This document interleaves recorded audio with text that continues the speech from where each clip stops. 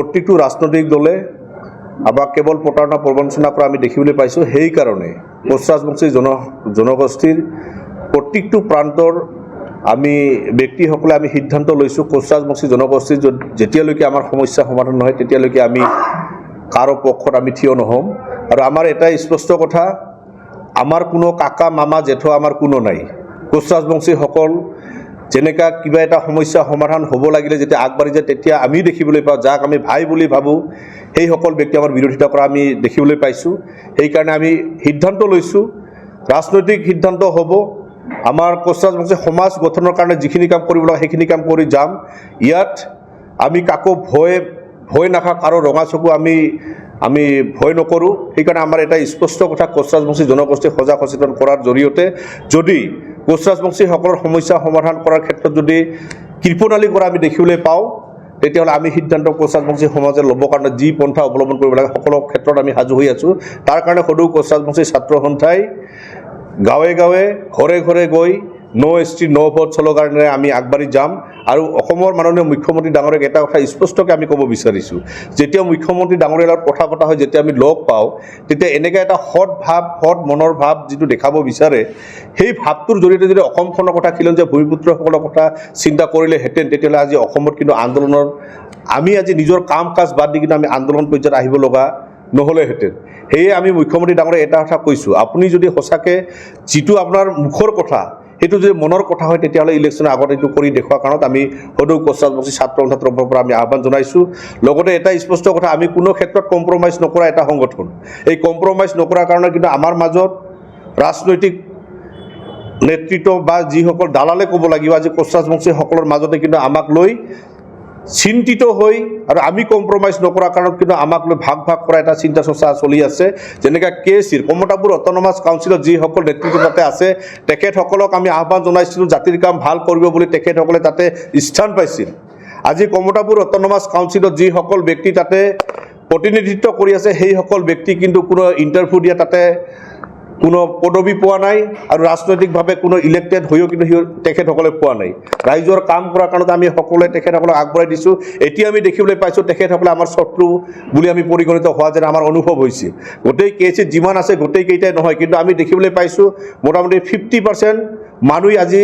সংগঠন বা জাতিটোৰ বিৰুদ্ধে কাম কৰিব বিচাৰি আছে কেৱল নিজৰ ব্যক্তিগত মুনাফাৰ কাৰণে। সেয়ে আমি আহ্বান জনাইছোঁ, কমতাপুৰ অট'নমাছ কাউন্সিলে যিসকল স্কিম আজি অসম চৰকাৰৰ স্কিমবিলাক আজি কোচ ৰাজবংশী অধ্যুষিত অঞ্চলবিলাক ঢুকি নাপায় সেইসকল কাম কৰিব লাগে। আমি আজি সচিবালয়টো ভালকৈ বনাইছে, আমি ভাল পাইছোঁ, কিন্তু কথা হ'ল কি এই সচিবালয়টো যে বনালে এই সচিবালয়ত যি AC লগাইছে, চোফা ছেট যি ব্যৱহাৰ কৰা হৈছে, এই চোফা ছেট ACবোৰ ক'ৰ টকা আমি শুনিবলৈ পাইছোঁ, জানিবলৈ পাইছোঁ। যদি সেইটো সঁচা কথা হয় আমি কমতাপুৰ অট'নমাছ কাউন্সিলৰ চিফ চেয়াৰমেনক আমি এটা কথা আহ্বান জনাব বিচাৰিছোঁ, ৰাইজৰ স্কিমৰ টকাৰে আপোনালোকে তাতে কৰিব যোৱা যদি পৰিৱেশ আনে তেতিয়াহ'লে কিন্তু ৰাইজে আপোনাক কিন্তু কেতিয়াও মাফ নকৰিব। সেইকাৰণে অফিচ ডেভেলপমেণ্টৰ কাৰণে আপোনালোকে আন্তঃগাঁথনিৰ কাৰণে যি অসম চৰকাৰক ডিমাণ্ড দিব লাগে, বিভাগীয় কৰ্তৃপক্ষক আপোনালোকে ডিমাণ্ড দিয়া হওক যে আমাৰ ৰাইজৰ যদি স্কিমৰ টকা দি লৈ যদি আপোনালোকে এইবোৰ খেলি মেলি কৰি থাকে আমি আঁকৰা চুই কেতিয়া আমি হাত সাৱটি বহি নাথাকোঁ। আৰু এই যে ঘৰবিলাক যিবোৰ বনাইছে সেই ঘৰবিলাক বনোৱাৰ ক্ষেত্ৰত কোনটো স্কিমৰ ফাণ্ড তাতে ব্যৱহাৰ কৰা হৈছে সেইটো ৰাজহুৱাভাৱে জনাৰ কাৰণত আমি আপোনালোকৰ জৰিয়তে আমি আহ্বান জনাইছোঁ। লগতে এটা কথা হৈছে কমতাপুৰ অট'নমাছ কাউন্সিলত যিসকল ব্যক্তি তাতে কাম কৰি আছে তেখেতসকলক আমি যথেষ্ট শ্ৰদ্ধা কৰোঁ, তেখেতসকলক আমি ভাবিছিলোঁ জাতিৰ কাম কৰি যাব, কিন্তু শেহতীয়াকৈ সংগঠন এটাক বিভাজন কৰা যি নীতি এই নীতিক আমি কিন্তু মৰ্মাহত হৈছোঁ আৰু দুখ পাইছোঁ। সেইকাৰণে আমি এটা কথাই কৈছোঁ, আজি আমাৰ প্ৰস্তাৱ গৃহীত হৈছে কোচ ৰাজবংশী অধ্যুষিত অঞ্চলৰ প্ৰত্যেকজন GMৰ নেতৃত্বত যিসকল কাম হ'ব সেই কামবিলাকৰ আক্ৰাচুৰ নেতৃত্বই তীক্ষ্ণ নজৰ ৰাখি সেই স্কিমবিলাক চোৱা চিন্তা কৰি আজিৰ পৰা আমি ষ্টাৰ্ট কৰিম, যাতে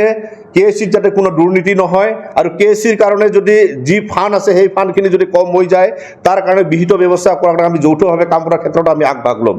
কিন্তু জাতিৰ ক্ষতি কৰা কাম যদি কোনোবাই যদি কৰিব বিচাৰে আমি কাকো এৰি নিদিম। আৰু ৰাইজ সজাগ সচেতন হৈছে। আজি বলৰাম বৰ্মন মনোজ ৰায়ে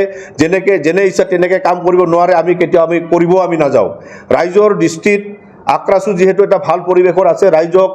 ৰাইজে আক্ৰাচুক বিচাৰে শক্তিশালী ৰূপত থাকি জাতিটোৰ সৈতে নেতৃত্ব দি জাতিটোক উদ্ধাৰ কৰাৰ কাৰণে কাম কৰি যাওক। তেনে এটা আমি কম্প্ৰমাইজ নীতি লৈ কোনো কম্প্ৰমাইজ নকৰাকৈ আমি কাম কৰি আমি চেষ্টা কৰি আছোঁ। কিন্তু আমাক যি দিশে পথালি দিব বিচাৰি আছে ৰাইজক আমি কাটৰ অনুৰোধ কৰিছোঁ যাতে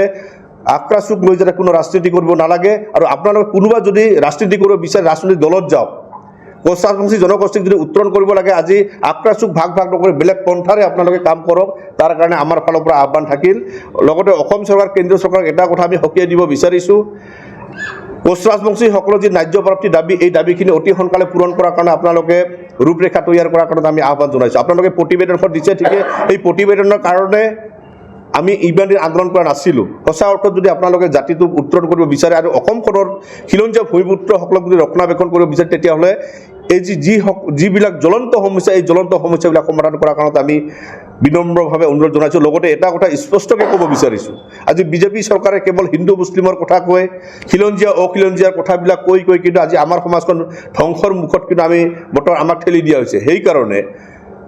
যি অঞ্চলত কোচ ৰাজবংশীসকলৰ লগতে থকা যিবিলাক খিলঞ্জীয়া ভূমিপুত্ৰসকল আছে আমি একেলগে একত্ৰিত হৈ প্ৰত্যেকটো জাতি জনগোষ্ঠীৰ সমস্যাবিলাক সমাধান কৰাৰ কাৰণে আমি ভাই আমি একেলগে হাতে হাত ধৰি আমি আগবাঢ়ি আহিব লাগিব নহ'লে প্ৰত্যেকটো ৰাজনৈতিক দলে কিন্তু আমাৰ এই সমস্যাবিলাকলৈ কেৱল ৰাজনীতি কৰা হেতালি খেলা আমি দেখিবলৈ পাম আৰু আপোনালোকে চাব 10 বছৰ 20 বছৰ পিছত এই অসমত কোনো খিলঞ্জীয়া মানুহে মূৰ দাঙি যিকোনো স্থানত কথা ক'ব নোৱাৰিব যেনেকুৱা পৰ্যায়ে আজি বৰ্তমান প্ৰত্যেকটো প্ৰান্তত এই পৰিৱেশটো আহি পৰিছে আজি শিৱসাগৰ নিচিনা ঠাইত আজি খিলঞ্জীয়া ভূমিপুত্ৰসকলৰ যি সংকেত যি মানে তেখেতসকলক যি সকিয়নি দিব পৰা যি পৰিৱেশ আহিছে সেই পৰিৱেশ যে আমাৰ অঞ্চলতো আহিব সেই কথাটো মানে স্পষ্ট সেইকাৰণে আমি খিলঞ্জীয়া ভূমিপুত্ৰসকল একত্ৰিত হৈ নিজৰ চিন্তাধাৰা আমি কাম কৰিব লাগিব ৰাজনৈতিক ক্ষেত্ৰত কেৱল অৱহেলা কৰা হয় কোচ ৰাজবংশীসকলক সেইকাৰণে কোচ ৰাজবংশীসকলক যাতে অৱহেলা কৰা নহয় কোচ ৰাজবংশীসকলক সন্মান প্ৰদৰ্শন কৰাৰ কাৰণত আপোনালোকে যিকোনো ৰাজনৈতিক দলৰ নেতৃত্বসকলে যাতে কোচ ৰাজবংশীসকলক ৰাজনৈতিক পথাৰত আহিব পৰা ব্যৱস্থাটো কৰি দিয়ে তাৰ কাৰণে আমি বিনম্ৰভাৱে অনুৰোধ জনাইছোঁ আমি দেখিবলৈ পাইছোঁ অসমত 14টা সমষ্টিত কোচ ৰাজবংশীসকলে জিকিব পৰা পৰিৱেশ আমাৰ মাজত আছে ইয়াত আমাৰ কোচ ৰাজবংশী মানুহখিনি বিজেপি এজিপি কংগ্ৰেছ ৰাইজৰ দল এজেপি গোটেই ৰাজনৈতিক দলত আমাৰ মানুহখিনি সোমাই আছে কিন্তু আমাৰ নেতৃত্বসকলৰ লগত যেতিয়া কথা পাতো আমি দেখিবলৈ পাওঁ তেখেতসকলক কেৱল পিছত ৰাখি কথাবোৰ পাতিব বিচাৰে সেইকাৰণে আমি আক্ৰাচুৰ ফালৰ পৰা আমি আহ্বান জনাইছোঁ খিলঞ্জীয়া ভূমিপুত্ৰসকলক সুৰক্ষিত আৰু সংৰক্ষিত কৰি ৰখাৰ কাৰণে ৰাজনৈতিক দিশত যাতে আমাৰ প্ৰতিনিধিবোৰ লৈ যাব ওৰা যাতে পৰিৱেশটো আহে আজি আমাৰ কোচ ৰাজবংশীসকলৰ মনৰ কথা মৰ্ম বেদনাখিনি যদি বিধানসভা লোকসভাত গৈ যাতে ক'ব নোৱাৰে যদি আমাৰ মানুহেই নাথাকে তেতিয়াহ'লে সমস্যা কেনেকৈ সমাধান হ'ব সেইকাৰণে প্ৰত্যেকটো ৰাজনৈতিক দলক আমি বিনম্ৰভাৱে অনুৰোধ জনাইছোঁ যাতে অইন বছৰৰ দৰে এইবাৰ যাতে কোচ ৰাজবংশীসকলক বাৰে প্ৰতাৰণা প্ৰবঞ্চনা যাতে অন্যায় অত্যাচাৰ যাতে কৰি আমাক ধ্বংস কৰাৰ পৰিৱেশটো যাতে আপোনালোকে নানে আৰু মুখ্যমন্ত্ৰী ডাঙৰীয়াক এটা কথা কৈছোঁ আপোনালোকে কোচ ৰাজবংশীসকলৰ যি পৰিৱেশটো আপোনালোকে আমাক মনটো দুৰ্বল কৰা যে কথাবিলাক কয় সেইবোৰ কথা আমাক নক'ব আমাৰ ধৈৰ্যৰ পৰীক্ষা আপোনালোকে আৰু নিবিচাৰিব কোচ ৰাজবংশীসকলৰ আজি বৰ্তমান আমাৰ হেৰুবলগীয়া একো নাই আমাৰ আজি ঘৰত থকা গোহালিৰ পৰা গৰু বেলেগে চোৰ কৰি লৈ যায় আমাৰ আই মাতৃক আজি কোনোবাই টানি লৈ যায় এনেকুৱা এটা পৰিৱেশত আছে আমাৰ বিধ্বস্ত আমাৰ হেৰুৱাব লগা বৰ্তমান একোৱেই নাই সেইকাৰণে আমাৰ যদি ধৈৰ্যৰ বাজু আৰু যদি ছিঙিব লগা হয় তেতিয়াহ'লে অসমখন কেতিয়াও সুৰক্ষিত হৈ নাথাকিব